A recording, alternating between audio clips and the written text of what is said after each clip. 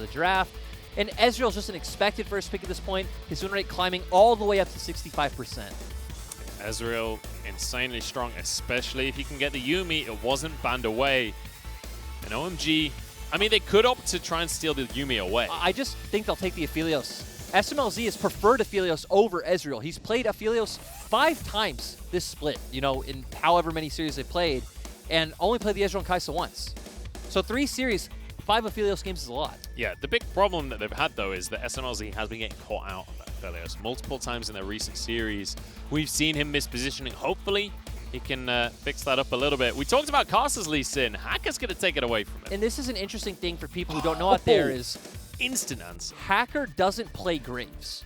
He hasn't opted to play this split, at least. It's been Trundle, Lee, Olaf, Jarvan. So the fact that he's staying away from such an important meta pick is very scary, but going to that Rek'Sai that you talked about, yeah. Kai'Sa is another one, just like Xiaopeng. You go to Kai'Sa's solo queue account, and he is just spamming and loving the Rek'Sai. Of course, this champion's all about getting these early game ganks off. Very different from Lee Sin, because Lee Sin still offers a lot in the mid to late game. Rek'Sai doesn't. Well, you asked for the Lulu in the first series. And We're this not is going to get it. LPL, Munchables. We don't get Lulu over here, which is kind of strange because we were talking about this before broadcast, that if there's any team who support might play it, it would have been OMG. So talk to me a little bit about Lulu. Why is it that you want to see Lulu? What makes it so good? The great thing about it is, one, you can obviously shield all the poke coming out from the Yuumi. You can also Whimsy the AD carry, so going to be very easy to find return damage in those trades. And just pairing it up alongside a hyper carry like an Aphelios allows you to match the scaling of something like an Ezreal Yuumi in the late game.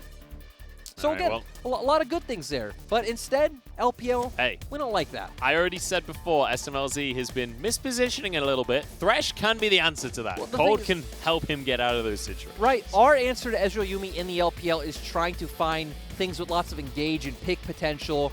It's strange that we don't actually try to dive the Ezreal Yuumi. We just try to win out on other sides of the map, it seems like, technically. And obviously, it hasn't worked out by the fact that we saw the Ezreal has, you know, like a 65% win rate. We're going to see Diana and Echo band away here. 2 of the picks that we've seen Knight tending to in the past, especially that Diana who's been playing a ton in solo queue. But the Azir picked up by Icon here. And Icon is a LeBlanc Zoe aficionado in my mind. He plays these 2 champions extremely well. Arguably, I'd say you could say he's top 6 in the league when he has these champions. But outside of that is where he really starts to look a bit mediocre. On the side of OMG, though, you do have the potential put-togethers of a strong front-to-back team composition. The thing I don't like is you are outranged by the fact that they do have this Ezreal and Yuumi on the other side, and Knight going for the Akali. I mean, he's going to be looking for blood in this game. We've seen the Akali, actually the Kale to answer for Curse in the top lane. Well, we said Curse has been the standout so far. It's a 100% win rate, kind of similar to the Kassadin.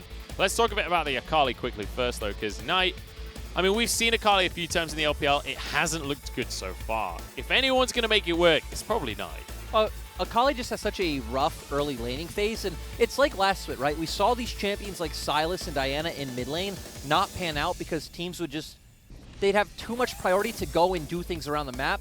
The thing I like about this is you also have the Rek'Sai in jungle, so you have a very strong 2v2 once Akali gets some levels, hits that level 6 mark, especially once she picks up the Gunblade. So maybe we can see some action and start getting Knight ahead early on.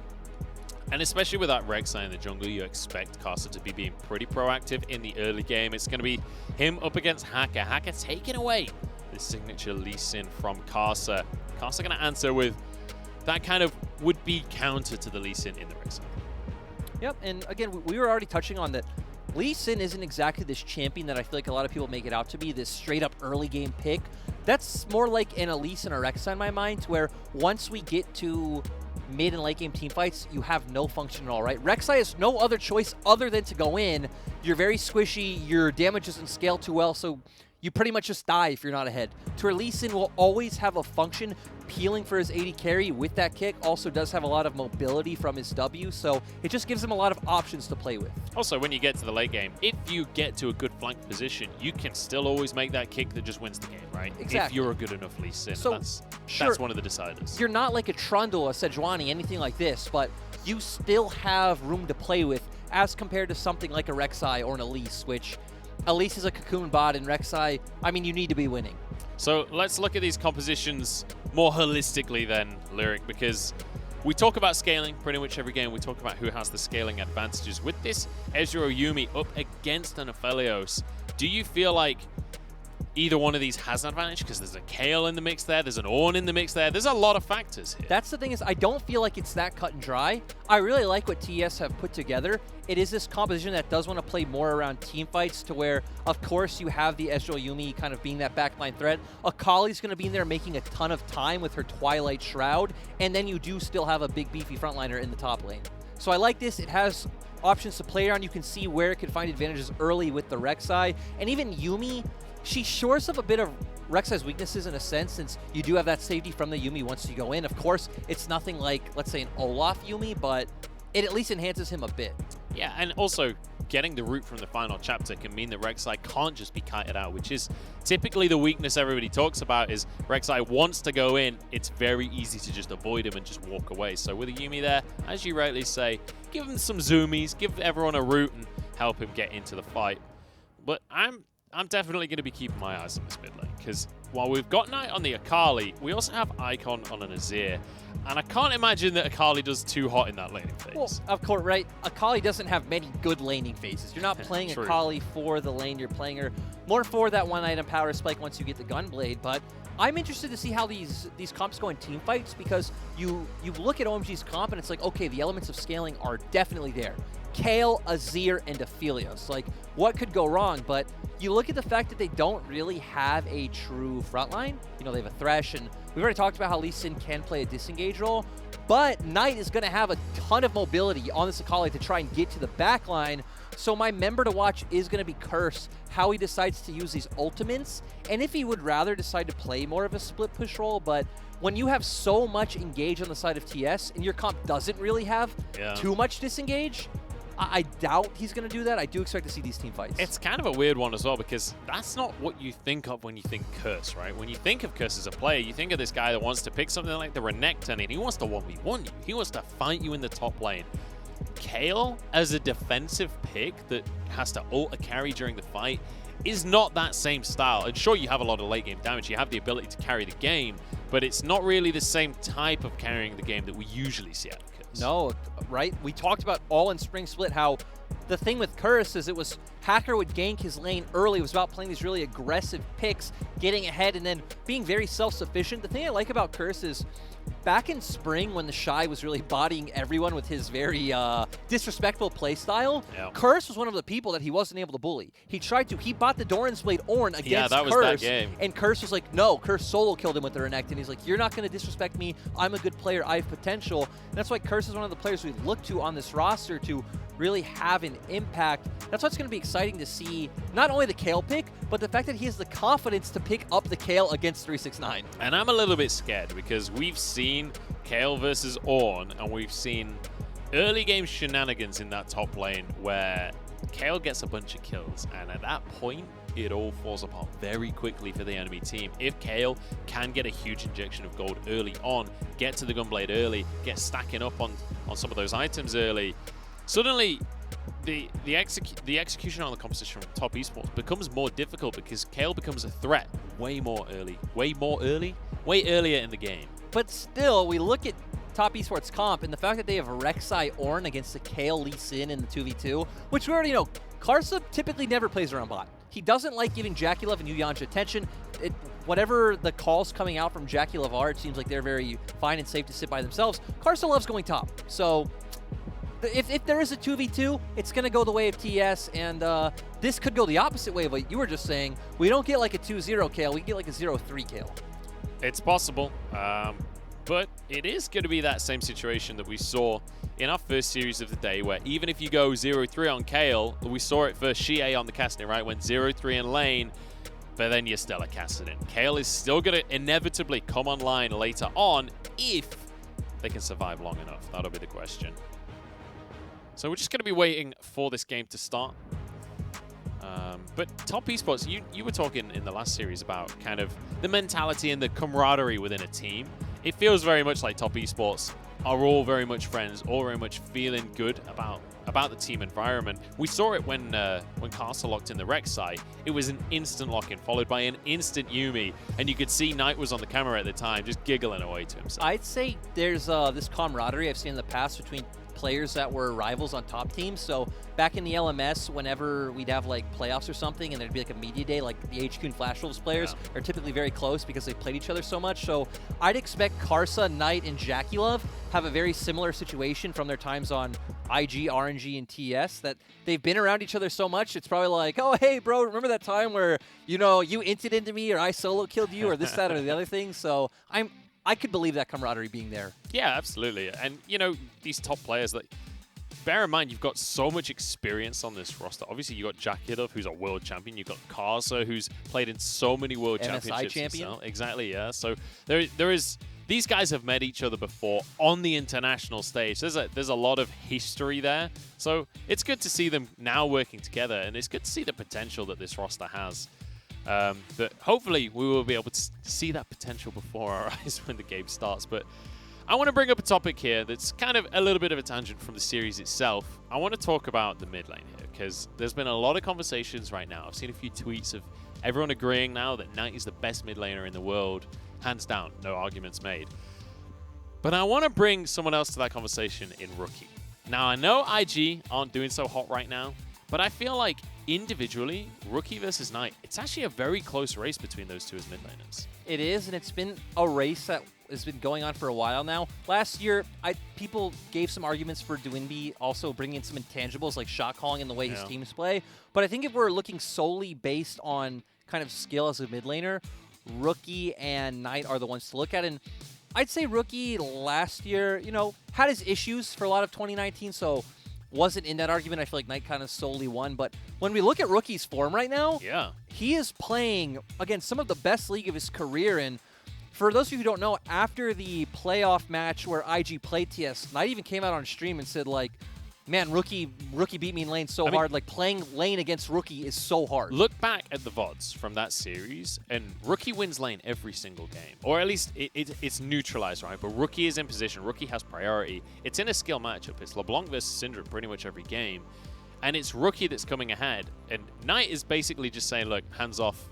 I'm not going to fight you in this lane. Which I think that says more, honestly, than just actually fighting and seeing who wins. The respect that Knight was willing to give Rookie. That's like the thing I've seen, to where you can definitely tell Knight looks up to him as this player who's been around for so long. And I would say if you ask Knight who the best player in the LPL is, I'm not sure, but I guess especially in this kind of culture where players are more not willing to praise themselves, right? Kind of have that ego. He'd probably put that onto Rookie or another player. So it's an interesting conversation, and it's one that I don't think is as cut and dry as like saying Knight is easily the best right now. And just to clarify as well, I'm not trying to take this away from Knight, because I do believe that it is a very close race. I'm not trying to say Rookie is just definitely better than Knight. I think that series, though, says a lot that people are missing, in that Rookie is still very much in this conversation. And when it comes to individual performance, one of the things people praise about Knight is his lane performance. So the fact that he kind of conceded the lanes to Rookie, it says a lot.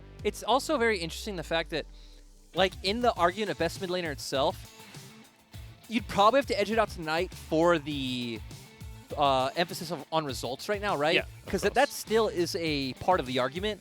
But when you do just come down to dissecting the play of mid laners, it's very interesting, and I do think it's very close. I'd probably favor Rookie as a laning player, but then if you look at the whole map is where it's like, well, Knight might be better, and it's like, where's this argument going? And then it's a very difficult discussion to have, right? Because when you look at the state of IG right now, it's very difficult for Rookie to be a player that plays around the whole map, because most of their games at the minute, the whole map is on fire, and Rookie is just like individually winning his lane, and he has no attention from the jungle, can't really roam to influence the top lane because the Shy's already died 6 times. It's like, okay, it's kind of difficult to step out from the crowd at that point. It's kind of funny because that's definitely how Knight has felt in the past, probably. Yeah, so definitely. Now 2 mid laners having very similar experiences at different times. And I guess even looking ahead, that's one of the matchups I'm most excited for. Yeah. is seeing TES versus IG. I can't wait. Because, I mean, we talked about it earlier on. One of TES's biggest strengths is very similar to IG in that they have such strong individual talent. They can win through their lanes. They don't have to play this macro-heavy game and win through trading towers and whatnot. They can just win through beating people down during the laning phase. It's the thing is that TS feels like the full package, right? Is that they are able to win lane, push those advantages, and then bring them around the map to where IG would just still have the Shy pushing top on the Jace, taking the structures himself. You even look at their Dragon percentage last split. It was like 30% or something for a team that ended 14-2. Yeah. To where TS neutral objective control is much, much better. So, man, I just don't know, looking at this TS team holistically, how you stop them. Because even thinking about the IG matchup, right? You think about 369 and Karsa against Ning, and Ning and the Shy. Oh, by the looks of things, we're going into game. We can continue this conversation if the game does go relatively slow towards the start, but we are on to Summoner's Rift to kick off Top Esports up against OMG. I'm curious, Lyric, where you think Icon fits into that conversation of best mid laner. Probably not at all. Sorry, Icon and Icon fans, but not yet. Not yet. Not yet. Where do you think he's about to have a late surge? I mean, he has been around since 2016 spring, and I'm not saying anything's possible, but anything's possible. True. The guy's 24. I looked it up earlier on. I can't remember why. He's, I was going to say, I guess, in the league community's mind, or not the community, it seems like. Seems like fans don't agree, but in teams' minds, that's old, but still a pretty young guy. There is one guy. Who was the guy you talked about earlier that was like 30 years old? Oh, there's won something. Joker. Joker qualified for LCK when he was 27, which was on Sandbox at the beginning of last year, and obviously played on Sandbox while he was 28 years old. BRTT also, you know, up there, 28 as well. So we do got some players. Pasha biceps. Not exactly our game, but oh dear. Well, let's get back into the world of League of Legends here, and look at the starting items from Top Esports. Everyone going for a Doran's shield. Everyone just saying, look, we don't want to fight you right now. No, and that's what you would expect, right? Especially in the mid lane, the Akali gonna get punished by the Azir. We also see her taking fleet footwork, and Icon going with the aggressive route of taking that comment, looking to kind of get every small advantage that he can. One thing I want to keep my eye on this game is if 369 is going to elect to go for the bounce back top and then try to get to the lane to a state where Karsa has a very easy gank over that terrain. We'll see. Karsa going to be moving towards that top side already. And you mentioned it before. We could very well have a lot of action towards that top side. Hacker on Lee Sin versus Karsa on the rec side.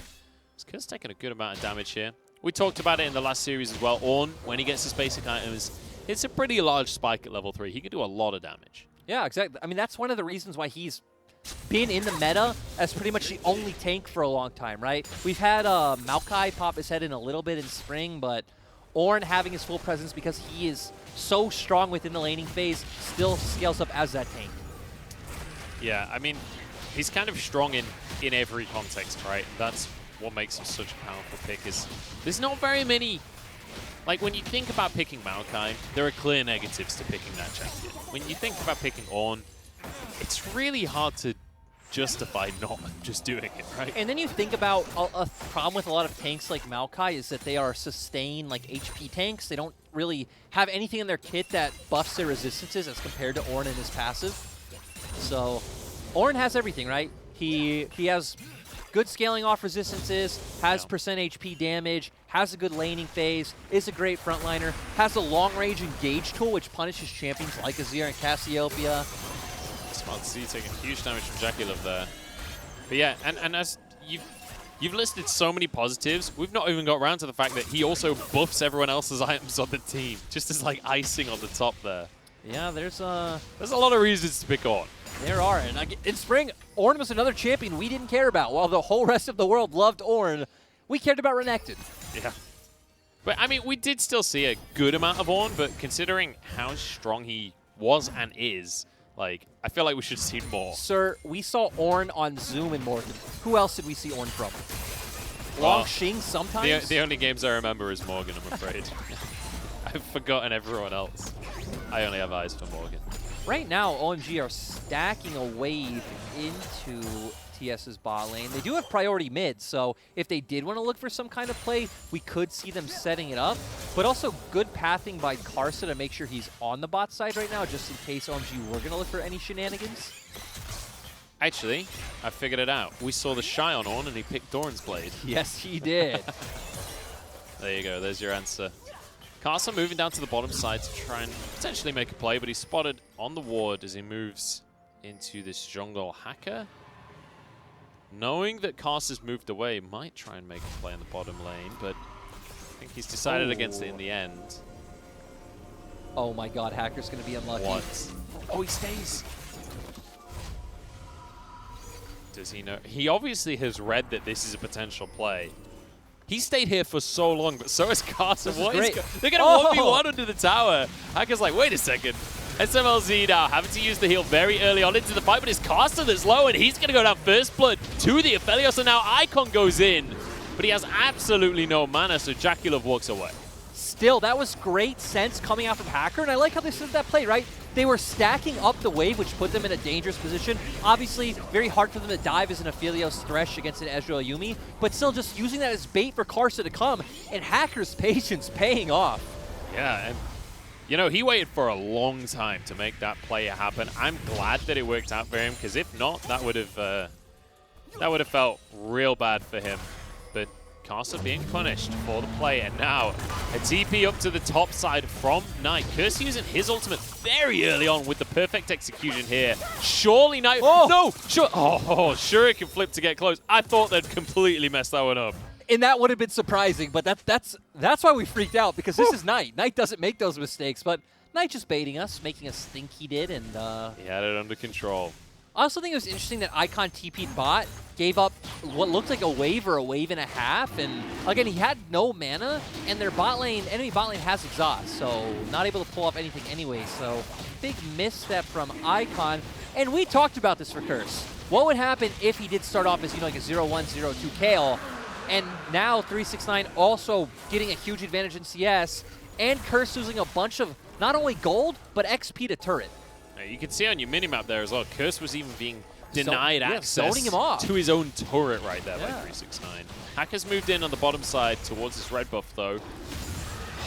Karsa smites it just a tad too early. In fact, it was Karsa's smite.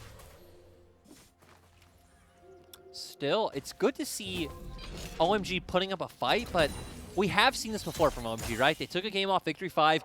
They should have won that game against EDG. I think it was heartbreaking, especially for you, who was there. I was there. I don't know if heartbreaking is the word, just like disappointing, honestly. Yeah. That was a one game. That was a game that was in the books. And you know, OMG, like, one of the things we were talking about off stage before we came on today was that, like, you know, OMG is a team with so much history behind them, so much talent on the roster, that you want them to do well, but it's kind of hard to get behind this team right now with the way that they've been performing so far in summer. It's kind of hard to get excited about this squad. It is, but not excited if they start becoming a team that makes plays around bot early on. I'd love to see it. Cold on the Thresh has the ability to make these plays, but obviously against Ezreal Yuumi, it is always going to be difficult to force plays, but maybe not if Icon and Hacker move down as well. Jackulov and Yu Yanja are in trouble. There are no TPs available. They're 1v4 right here. They can't do the Kramer. They can't force the minion wave away. Kicked out of the tower range and will be finished off. Hacker gets low, but they can't finish the kill. This will be both going the way of OMG. Yeah, Knight tried to make it down in time, but it was a pretty doomed scenario. It was actually great by Curse to spot out Karsa on that Herald. Ooh, it is going to be Karsa grabbing the Herald, though. Curse is going to try and bully him, but he'll be able to crawl away. Yeah, can't trade for too long. Of course, Ornn is able to follow and has that huge range. And that's another massive minion wave that's going to crash into the tower. Curse, you can see him on your minimap once again, is going to struggle to get on in here. Yeah, and this is just 369 completely bullying out Curse. I probably expect him to even just drop Herald top because it's so close to going down. Yeah, and I think when you've already got this lead, why not compound it, right? Why not help him out? It does give Curse a bit of a longer lane to farm in, though. That is true, and obviously that's not something you want against the Kayle, and something Kayle feels fine, right? If Curse can try to, like, pull the wave and freeze, which isn't a very LPL thing. I don't think Top Esports mind, though. I think they're going to make this play happen. Oh, here we go on a journey. Casa follows the lantern, and Cold has bitten off more than he can chew. That was hilarious, and now on towards Curse as well. That is great because, right, you pull Lee Sin in with the lantern. If Rek'Sai follows, it should be a 2v1, but Yuumi showing once again why she is the menace of competitive League of Legends. And you know what? Why not go for this top tower, but give the gold over to Jackulov instead? You don't have to give the gold over to 369 on the Ornn. Give it to your carry. It makes no sense to give it over to the Ornn anyway. Putting it on Jackulov, or if you could have put it on Knight, is the move that makes a lot of sense. So I like this play coming out from them. Of course, Knight going to benefit a lot from a long lane as well. Akali not exactly a champion that I'd say thrives in the split push, in the sense that, sure, you do great in the isolated 1v1, you do great in the side lane, but in a lot of matchups, you aren't the type of champion that is able to chip down turrets. Yeah, even if you get alone time on a turret, it takes you a long time to actually take it. Maybe he could this game because of how far behind Curse is. Him sitting in that side lane against Curse, he should be able to get Curse to blow his ultimate, like, fine, and then be able to have that dive pressure on him. And one of the things to mention as well is because Icon made a couple of these roams around the early game, Knight's actually ahead in CS in that mid lane right now. He started to build himself up a lead. He's over 10 CS per minute so far. And you expect him to be able to snowball that. I remember Akali last split, before she got, not last split, last season, before she got all the nerfs. So she was really strong in laning phase, really strong in the isolated 1v1 and side lanes, and she'd be able to buy so much time for her team. I remember that's when Tahm Kench support was being played, so they have a very strong follow-up with the Abyssal Voyage, and it was not a pretty sight. Akali needed those nerfs. Yeah, Akali was so insane. And Akali was one of those champions, honestly, where last season I felt like she needed to be banned more than she was. I felt like a lot of teams disrespected the sheer power she brought to the team. I agree. She was played so much, and again, rightfully got nerfed many, many times, and now Knight's in a position where he has the Gunblade as compared to Curse, who doesn't, so gonna do great in a side lane. It is going to be OMG, though, that grab themselves a dragon here. This is their second one of the game, but it's going to be Ocean next. So what you're telling me is 4 Oceans for Top Esports? Potentially, yeah, because they're hitting some power spikes. In the next 5 minutes, they're going to be able to fight. You'll be able to see Jackulov finish off his Iceborne Gauntlet before that next Drake. Or potentially. I would expect him to, though. He's got 3 components here. We're also seeing one of the benefits of an Azir right now, to where you're one of the only champions that can safely farm 1v2 mid against the bot lane, so you still can have that scenario where you keep your Aphelios Thresh bot, feel fine, and can pressure turrets better against the Ornn. And my question now is, so if you're Top Esports, obviously you have this kind of mid-game power spike, right, with the Ezreal, with the Akali, with Rek'Sai that's going to fall off a cliff later on.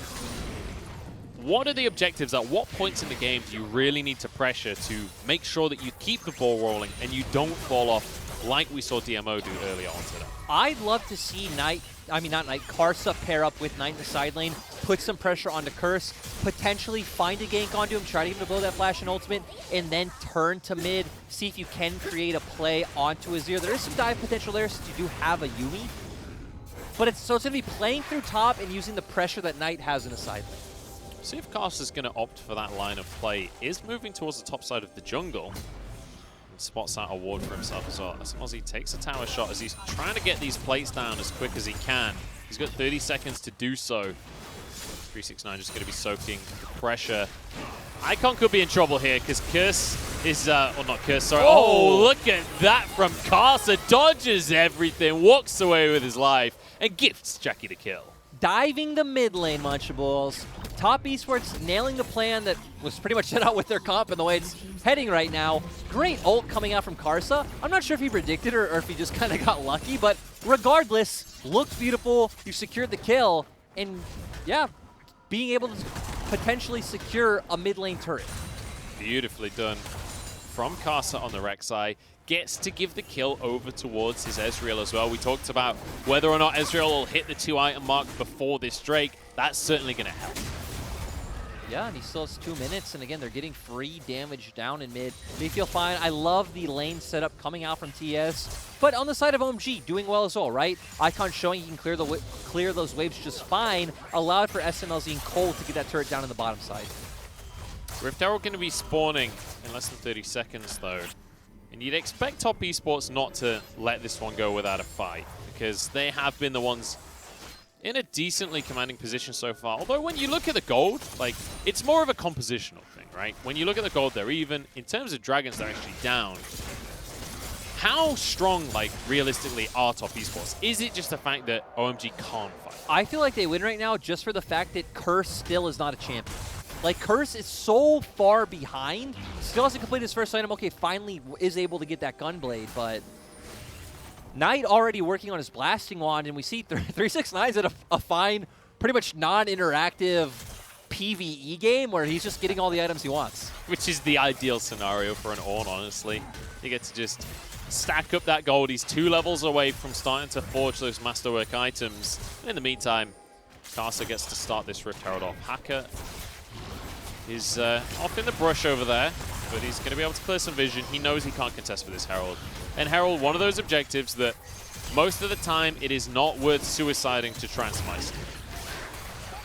And overall, we talked about scaling. We talked about how these comps really play in different ways. I still feel like I favor the side of TS in the ultra late game. Sure, the other side has a Kayle, which is kind of like a Kassadin, which can just take over a game all on its own. But when you have a frontliner like an Ornn with a Yuumi, as well as an Ezreal and a Kali scaling up, I feel like they should be able to take down the members of OMG's backline before, you know, OMG can take out TS's frontline. You only have that Kayle ultimate for one member here. Yeah. I mean, the big thing about Kayle, right, is you're essentially a super OP AD carry. You can just blast everyone that steps in front of you.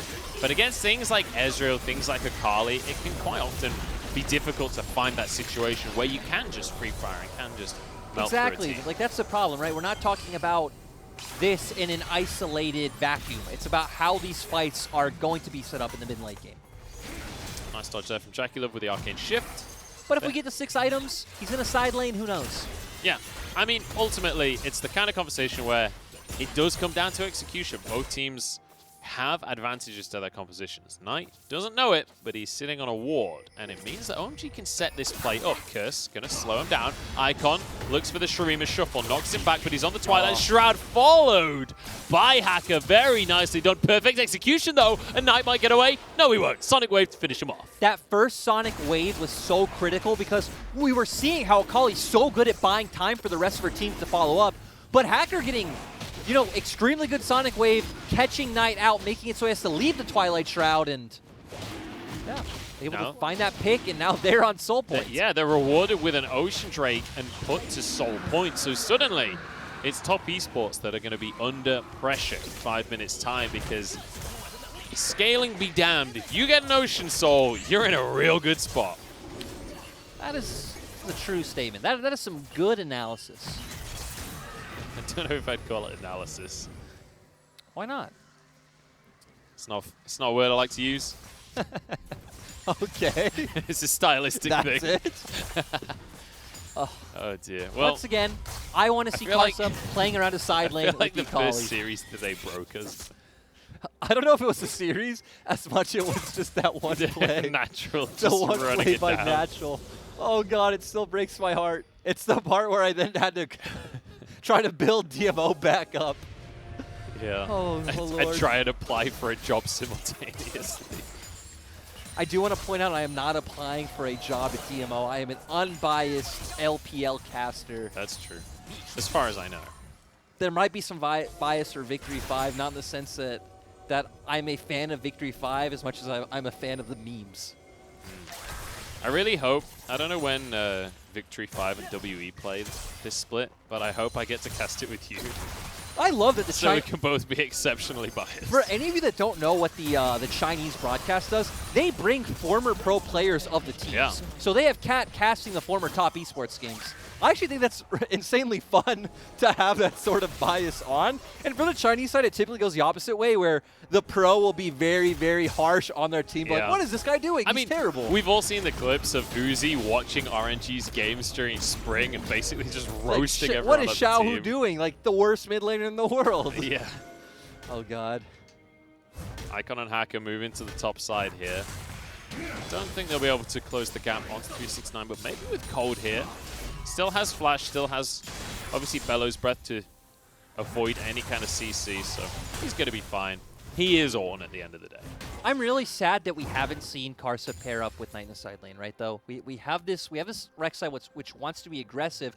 We have this play potential coming in from the Akali, and we're not really seeing much done with it. Honestly, when you look at the composition from Top Esports, I was expecting them to be a bit more proactive than they have been. They've playing this one incredibly slowly and very, I guess, conservative early game out of them. And even here, we see that TS's bot lane is constant pressure mid. We could see them lean towards the bot side while Knight's pressuring, with Karsa following up. 369 able to roam down as well and give Knight the ability to get some damage on that turret. Looks like they might make a play towards the bottom side of the map here. They also have TP advantage right now. Icon having no TP would not be able to follow a play that 369 could. Curse, I thought was going to be in trouble, but Karsa's just going to set up around the mid lane instead, and Curse gets to free farm on the bottom side. Top, going to move in on towards SMLZ instead. Cold is in position, and he can get the Lantern out, so SMLZ clears the wave and slides away. Honestly, I feel like it's a mischance from TS. We even saw that OMG were posturing for the opposite play, right? Hacker was hovering for Icon, allowing him to get plate damage. Curse is in a whole bunch of trouble. Lost chapter, not quite going to connect. In the meantime, OMG have started their own objective as they kick this Baron off. True Shot Barrage onto everyone. 369 walks away. That was a great flash from 369 to dodge out on that Emperor's Divide. We nearly had some action there, Larry. Almost. But the disappointing part is that action started from a mistake by Curse, not actually by TS, you know, making the proactive pressure play. And bear in mind, JackeyLove walked over a ward to go towards that play. Yes, it's not like Curse did that ward right there. That exact ward. Thank you once again, Observer. Yeah, he literally walked past the ward straight down towards Curse, and Curse was like, hey, bro. I reckon I could get the grub first. All right, I got time. It's like the scene off The Incredibles. It's like, I got time. I got time. Oh, my God. So what I'm trying to say is Curse is Mr. Incredible. And he's going to pop off. He's getting there. Show his strength later in the game. Exactly, right? We still have time. I got time. And we have Dragon up in 20 seconds. And SMLZ is Frozo. Wait, what? They're just friends, I guess. I don't know where I'm going with this one. Onto the mid lane. Just to note, 369 does have TP, so TS can follow up and fight for this Drake. And this is going to be Soul Point here. This will be the Ocean Soul for OMG if they can get the Drake. They start things off. 369's behind them. True Shot Barrage, not the greatest. Knock up onto Curse, and only Curse from that. Now JackeyLove is behind everyone. Knight is going to be here as well, and the Dragon resets. SMLZ drops a turret over the wall. JackeyLove is able to get so much poke down before this fight has even begun. Actually, Arcane shifts in aggressively here. OMG have no real engage, right? You either need Hacker to make some kind of outplay or you need Cold to hit a death sentence. Oh, and he goes, and he's straight onto JackeyLove. You wanted the outplay from Hacker. There you have it. Knight has to flash away. Karsa now chased off as well. And OMG, they might just get themselves an Ocean Soul. That was absolutely beautiful from Hacker, delivering on such a slim win condition, but pulling it out. And now the fight really kicks off. Knock up onto everyone. SMLZ kept alive with the Divide Justice, but now turning things around. Curse free firing, and they might just find everything for themselves. Double kill for SMLZ, make it a triple, and why not an Ocean Soul on top? That was such a great knockup coming in from 369, but it didn't matter. The fact that it's still a 4v5, you have a ton of AoE damage on the side of OMG. And again, they had to execute on the smallest of micro windows. JackeyLove even gave him the chance by Eing in aggressively. Just great to see OMG take advantage. And the fact that we were praising TS as the best team in the world. Yeah. They were missing out on macro plays on the bot side, now we're getting a Baron. I said I didn't have anything to get excited about OMG over. Well, apparently FLICKR is that something, because that was beautiful. 100% kill participation on the Lee Sin, and he set his team up for a win. That's great, and again, you've already pointed out how they have the Ocean Soul now, so Ocean Soul coming in, SMLZ is ultra fed, already on his way to that 3rd crit item. SMLZ as well, going to be hitting like a truck, and we already saw all of the Kale damage. Just look at this, getting the ward set down, JackeyLove going a bit too far forward, great flash, like clean is the best word to describe it, and here we do see a good knockup coming in from 369. You hit everyone up, but Curse flashing out, not flashing out, just walking out, I guess, aggressively, able to lay down all this damage from the Kale, and doesn't matter that Knight's doing his best to make it work. You have too much damage from SMLZ, Icon, and Curse. And Curse with a really great ultimate onto SMLZ to keep the FLICKR safe during all of that. Now it's OMG very much with their foot on the throttle. They're 3,000 gold ahead. They've got this Baron. And going back, we saw the makings of how TS would win that team fight. You pointed out how JackeyLove was laying down all that poke unanswered because you have Death Sentence or you have Insect coming out from FLICKR. Those are your 2 options. So the ability to come out ahead was there for TS, but OMG reading and execution is not something I thought I'd say.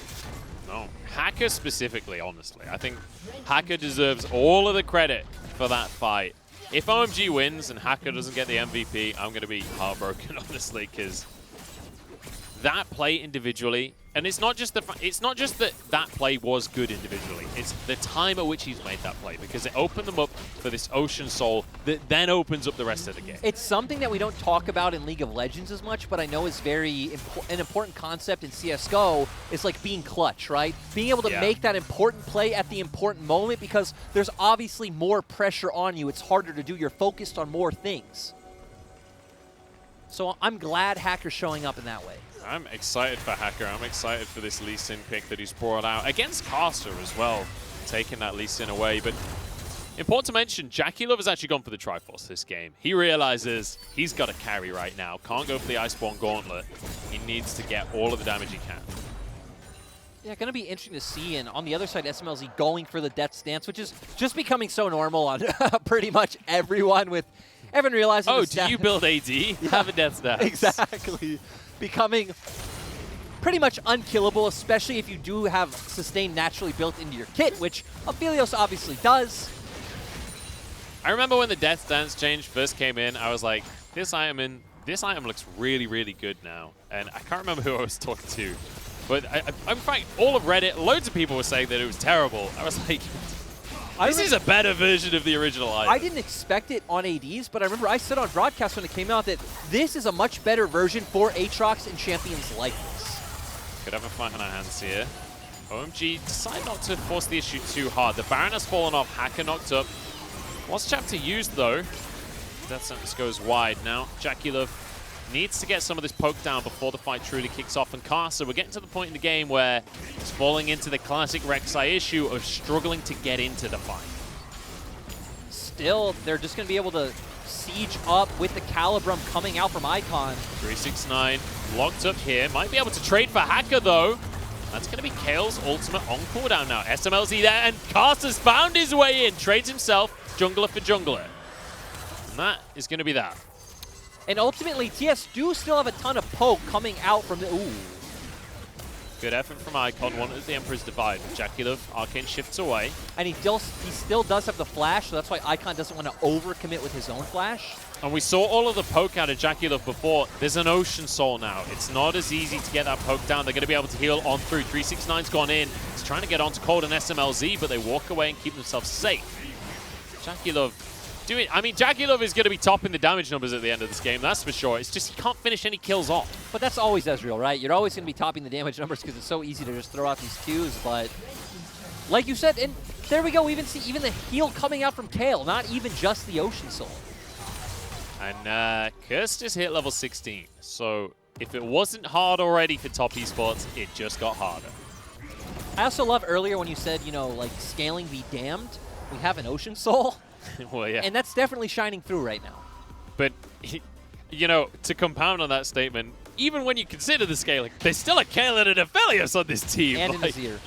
Again, the only thing they're really missing is a front line and a consistent way to engage, right? Those are the two things that are very annoying about OMG's comp. But when your composition is ahead and you're able to just push onto their turrets and make them come into you, it's not as big of a deal about having a lack of engage when the threat of you taking their structures is engage. And now we're in one of these games and we're in one of those moments where having this elusive thing that people refer to as star power on your team really matters. Because as you rightly say, Hacker showing exactly that to get the lead for OMG. And the question will be, can anyone from Top Esports step up, be the clutch player, be the one to somehow make a miracle play that can turn this game around? That is going to be what we're going to have to see. And going into this game with objectives, if TS are able to ever get on an objective first as a 5-man set-down vision, you look at OMG's comp, they don't actually have anyone who could safely face check brushes, right? You do have the lantern, so it is a bit easier. You send Hacker in, have the lantern set up, but you could also get bursted down extremely fast by something like a Rek'Sai and Akali if Curse isn't there to save someone with his ultimate. Curse is split pushing right now, but he does have TP. Immediately, JackeyLove and Caster start this Elder Drake off. 369 is behind them. And Ornn does not want to flank. Ornn needs to be standing in front of his carries. He's clearing out this mid wave. Teleport was used by Curse. Now OMG are the ones to get on this Drake themselves, pulling it out of the pit here, but I think they've decided they don't want to DPS this. Actually, Ornn doesn't necessarily need to stand in front of his carries because Akali's going to jump in with him, and JackeyLove has a Yuumi, but still not a big fan of the flanking Ornn. TS want to fight with all of OMG in front of them. And TES are basically just saying, come at me, because JackeyLove is going to continuously start this Elder Drake up. 369 has his teleport. And like you pointed out already, JackeyLove's poke isn't enough. And typically, Knight would want a good flank angle to get on someone like SMLZ, but definitely doesn't have that right now. Ooh, is he going to solo Baron? Can he solo Baron? I guess he's got Ocean Soul. No, he can't solo Baron. Well, that looks like that was answered. It's reset itself. But he's not going to solo Baron because he's got his Void Curse. Okay, so they're going to two-man Baron. In the meantime, TS need to be decisive now, but I don't think they know. Okay, they know. True Shot Barrage. Curse takes a huge chunk, but they're going to be able to finish this Baron off. Top Esports have to pull the trigger on this fight. Knockups onto everyone lost chapter, but SMLZ flashes away. Cold doesn't get the hook, but they've walked away with it. They've got away. Daylight robbery right here, and now Elder Drake for Top Esports if they can find it, but OMG, they could just run at the base. They can. Still, you're going to give over Elder, which has the execute. Doesn't sound like the best idea. Going for the fight is what I prefer to see from OMG. That's exactly what you're going to see as they move in here. Lantern to keep eyes on this Elder Drake. In goes 369, but he's CC'd and just not tanky enough. And Knight was nowhere to be seen. And TS just give up. We saw Karsa just get out of the pit. I think this might be all she wrote for this game, honestly, Lyric, because I don't see a way that Top can get back into this fight unless Karsa or somebody can find some kind of miracle still. JackeyLove has his True Shot Barrage. Knight flashes away from the Emperor's Divide from Icon. But he's just forced completely away from everything. Hacker now found by JackeyLove. Just doesn't feel like they have the damage. OMG just don't want to risk the chance of a steal, but I agree with you, right? Doesn't feel like they have the damage. All the sustain coming out from the Ocean Soul. You have the kill right along with you, so Knight having a really hard time to assassinate anyone. A little bit of damage out of JackeyLove, but Curse is going to chase him down, and he's on the wrong side of this play. Karsa behind the team. Maybe something can happen here. But OMG are on the cusp of taking game number 1 right now. They've got this Baron still for another minute and 30 seconds. SMLZ gets the Dark Passage to keep himself safe. Let's also point out the fact that OMG do have an 8K gold lead. Yep. So that is a big part of where this damage discrepancy is coming from as well. Again, we think back to 10 minutes ago. Fights were on very even footing, and TS were coming out ahead for a while. So, just let's talk about this Akali pick again for a second, because this is the third or fourth time we've seen it, this split in the LPL, and it hasn't looked good basically at all. What has Knight done wrong in this game? How is it meant to be used to can it still pop off? Is there still a time for it to win in this game? Against what OMG have and how they're playing it out, I don't think so, right? They have the Kale Ultimate, they have the Ocean Soul, you have so much sustained on Aphelios as well. The big problem with OMG's comp, right, was being able to find engages onto TS, and TS's formation is just so well. But OMG are so far ahead, right? They can just constantly push, and TS need to go into them. And it's great, honestly, just to see OMG performing so consistently, because consistency is the biggest criticism we've had of this squad. In this split, it's not even been a matter of consistency, it's been a matter of showing up at all. They look like they showed up. They look like they're prepared as well. This is a great draft out of them, and it's a great performance across this game to slowly but surely win the macro game against Top Esports. And they've been playing very, very patiently ever since they got the lead themselves, right? They didn't risk the Elder getting stolen by Karsa Smite. They're taking it minion wave by minion wave. Speaking of Karsa, though, he's coming around the back alongside Knight here. This could be the fight, but I think potentially decided, no, they're not going to back away from this one. They're going for this Dark Passage, can't be taken by SMLZ. Kale's ult used already, and SMLZ's been caught! Aphelios down and now onto the rest of the team. But they can't quite get in because there's an Azir tower in the way. OMG holding fast here, staying as a group. Top Esports would love to continue this fight. 369 goes in, the rest of the team can't quite follow up. Azir tower now falls, and that means Karsa can make the play onto Cold here as Hacker tries to protect the rest of his team. The healing is there, Curse still surviving. There is still a Kale, you have to remember that, but Hacker being chipped away at. And Top Esports are 5 members strong. Double kill for Jackie Love as they try and chase this Kale down, but Jackie Love will not be stopped. He goes over the wall, as you know he always does. True shot barrage just to force them away. Once again, TS being able to mechanically outplay their opponents that all started off with TS baiting out. Oh. Now we're going to see TPs coming on through, though. Knight's here to try and defend, and there's no Kale ultimate right now. Knight can fight a kill. Wait, what? It's back off cooldown already, but 369 has arrived as well.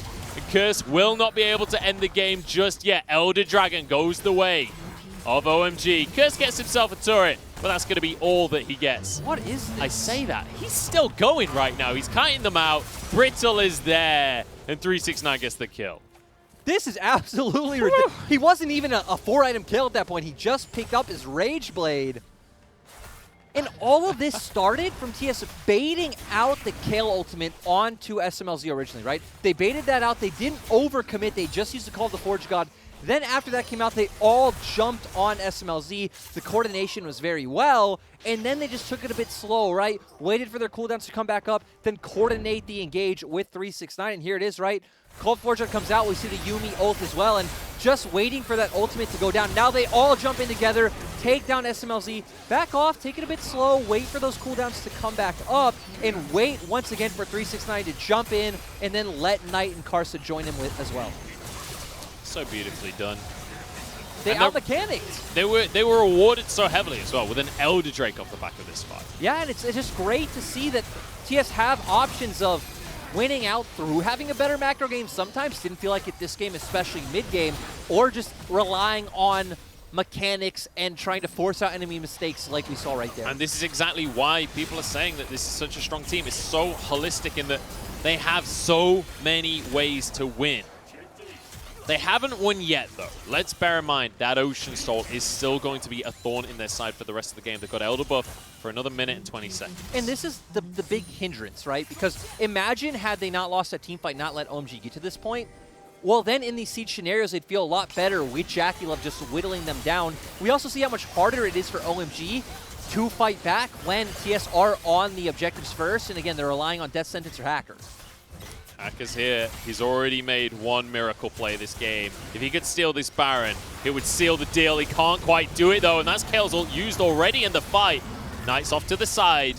He's not going to be willing to go in, and I don't blame him on that one. But Definitely Baron taken. Yeah, exactly. So TS once again getting another objective, but you know, when we came in, we said scaling was going to be close. It wasn't going to be black or white for either team, but maybe underestimating this Kale a bit. Curse has looked pretty scary with just 3 and 4 items. But once he gets to that 5 and 6 item mark, I mean, he's at 5 items. Yeah. When he picks up his last item, going to be quite scary for TS. I'd expect him to go towards the death cap. Will this game last that long? I'm not sure. Probably not, honestly. Probably not, right? But oh, Jackie Love has taken the gold lead. He's been behind the entire game. And he has now just about squeezed himself about a 4 gold lead in the AD carry role. Although, we're getting to the point in the game where the gold leads are going to stop mattering. I'm just saying we've seen TS win really dominant games, like Rogue Warriors Game 2 or in their last series against JDG. But we've also seen in Rogue Warriors Game 1, as well as here, that it doesn't matter if it becomes a slugfest that goes to 50 minutes.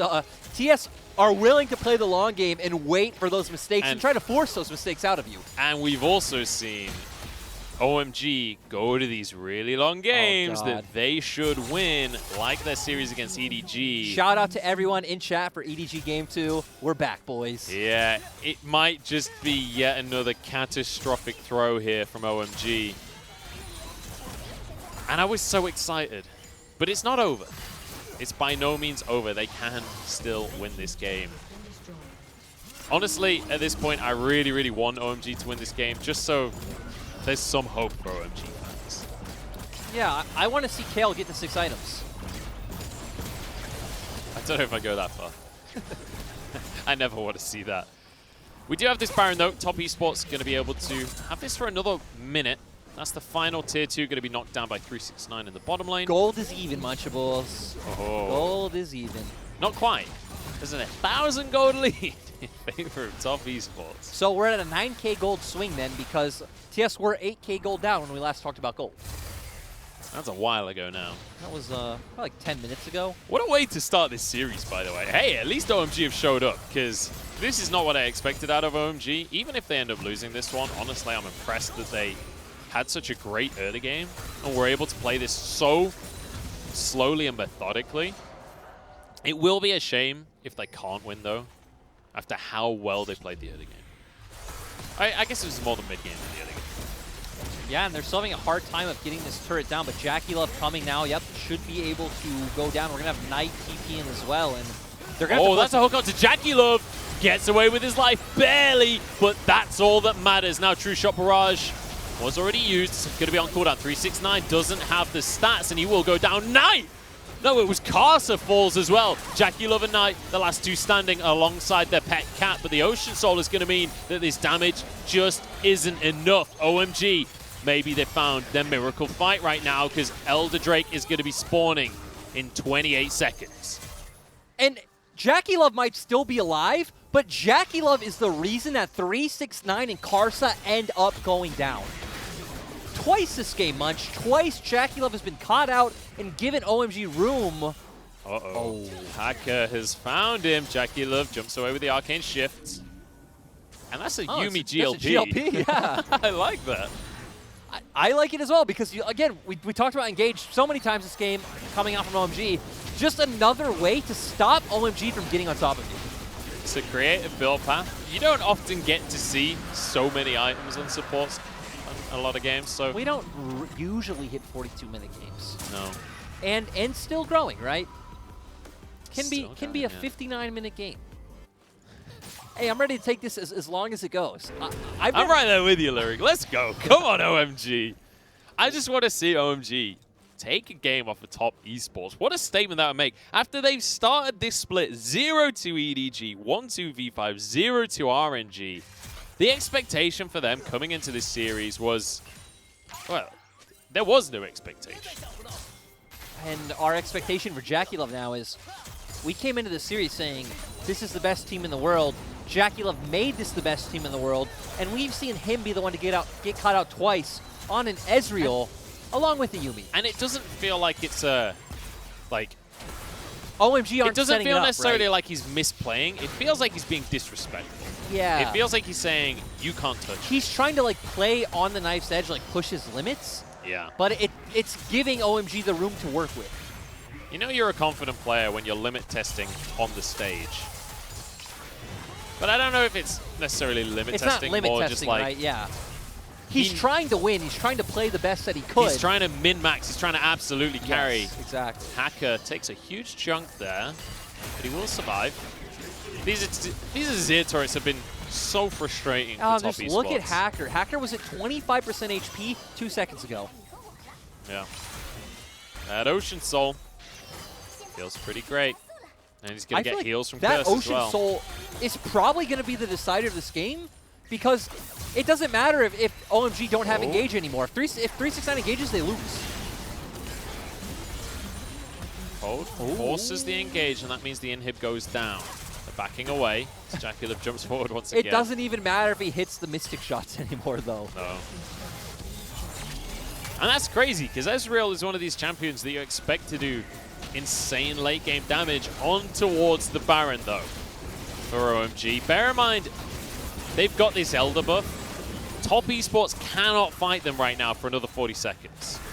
Oh no, Caster's been found. He's out of position. Getting chased on down here. He doesn't have an Ocean Soul. He can't just sustain through this. Jackulov is in trouble, but Hacker can't quite get the kickback. Oh.